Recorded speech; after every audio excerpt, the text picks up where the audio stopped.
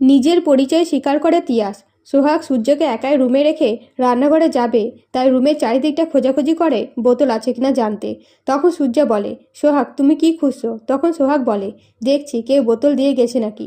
তখন সূর্য বলে, নেই, কালকে ভগবান দিয়ে গেছেন। আবার যদি নেশার জিনিস আমার সামনে আসে তাহলে আমি নেশা করব, নিজেকে সামলাতে পারবো না। এই কথা শুনে সোহাগ বলে, ঠিক আছে, তাহলে আপনার সামনে যেন নেশার জিনিস না আসে আমি খেয়াল রাখবো। এই বলে সোহাগ রান্নাঘরে যেতেই তিয়াসের বাবা এসে উপস্থিত হয়। তখন বাড়ির সকলে রেগে যায়, এমনকি বিষ্টু আর সার্থক সুকান্তকে মারতে শুরু করে। সেই সময় সূর্য এসে বলে, ওনাকে ছেড়ে দাও, মারছো কেন? তখন সুকান্ত বলে, স্যারকে যেটা দিয়েছিলাম সেটাই তো আমি খেয়েছি, কই আমার তো কিছু হয়নি, আর আমি খুনি নয়। আমার কথা বিশ্বাস না হলে আমার মেয়েকে ডাকুন, এই বাড়িতে আমার মেয়ে থাকে। তখন মৌরাক্ষী বলে, আপনার মেয়েকে? তখন সুকান্ত বলে, তিয়াস।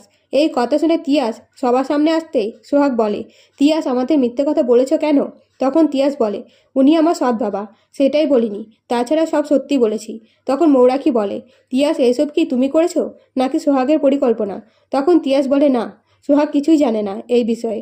আমার সৎ বাবা আমার ইচ্ছের বিরুদ্ধে গিয়ে বিয়ে দিচ্ছিল, তাই পালিয়ে গেছিলাম। তখন সুকান্ত ইমোশনাল কথা বললে সূর্য বলে, তিয়াসের অনুমতি ছাড়া তুমি বিয়ে দিতে গেছিলে কেন? দোষ তো তুমি করেছো। এই বলে সুকান্তকে বাড়ি থেকে তাড়িয়ে দেয়। তবে সুকান্ত বাড়ি থেকে বেরিয়ে যাওয়ার আগে তিয়াসকে হুমকি দিলে সোহাগ বলে, আমরা সকলে আছি তিয়াসের পাশে, এখন আপনি এখান থেকে যান।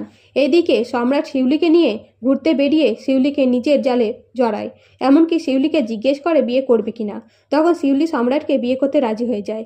সেই সুযোগে সম্রাট শিউলিকে নিয়ে সন্ধেবেলা একটা ফাঁকা বাড়িতে যেয়ে শিউলির সাথে সম্পর্ক তৈরি করার চেষ্টা করে। সেই সময় মতিলাল এসে বলে, এখানে কি হচ্ছে? এই বলে শিউলিদের বিয়ে দিতে চাই।